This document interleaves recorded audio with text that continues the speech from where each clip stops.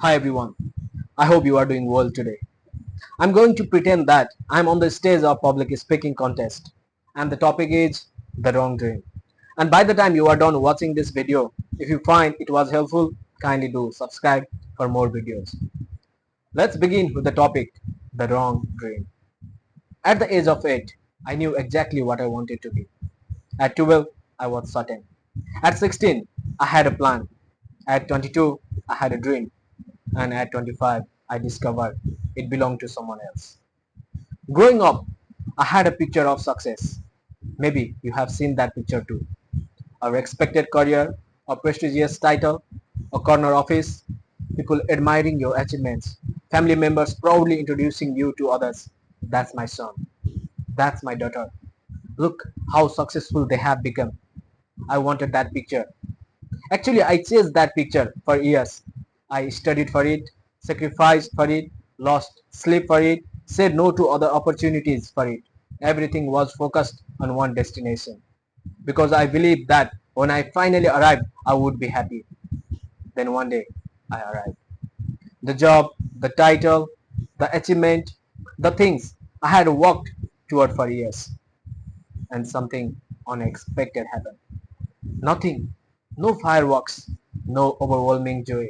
No magical feeling that life had suddenly become complete. Just silence. The kind of silence that asks uncomfortable questions. Questions like, if this is success, why do I feel empty? At first, I thought the problem was gratitude. Maybe I was not appreciating what I had. Maybe I needed a bigger goal, a higher title, a larger salary, more recognition.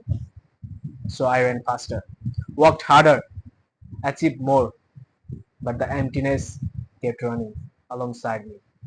Because the problem was not the size of dream, the problem was ownership. I had spent years climbing a ladder without ever asking a simple question. Is this my ladder? One evening, I was talking with a friend.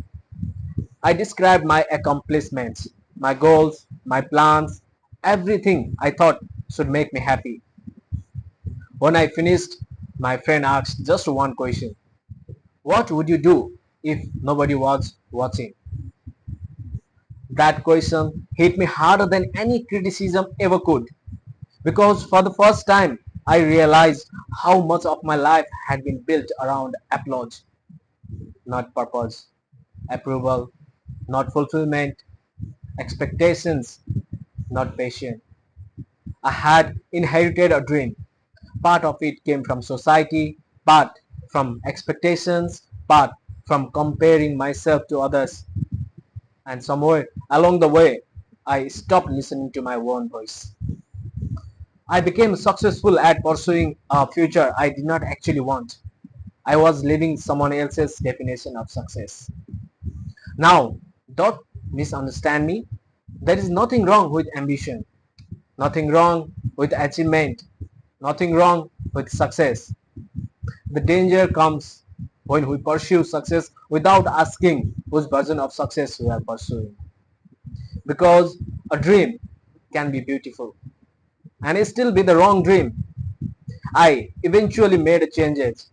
Some were small, some were terrifying. I started asking different questions. Not what will impress people, but what gives me energy, what looks successful, what feels meaningful, and what do others expect from me. What kind of life do I want to wake up to every morning? And slowly something changed. For the first time, my life began to feel like mine. Maybe someone here today needs to hear this. You may be running hard, achieving goals, checking every box, winning every race, but if the finish line belongs to someone else, victory will still feel like defeat. Because fulfillment does not come from reaching the top, it comes from climbing the mountain that matters to you. So, when I was younger, I thought success meant achieving my dream. Now I know something different. Success means having the courage to question it. Because sometimes the greatest tragedy is not failing to achieve your goal and achieve your dream. Sometimes the greatest tragedy is spending your full life achieving the wrong one. And sometimes the moment you let go of the wrong dream is the moment you finally discover your one. Thank you.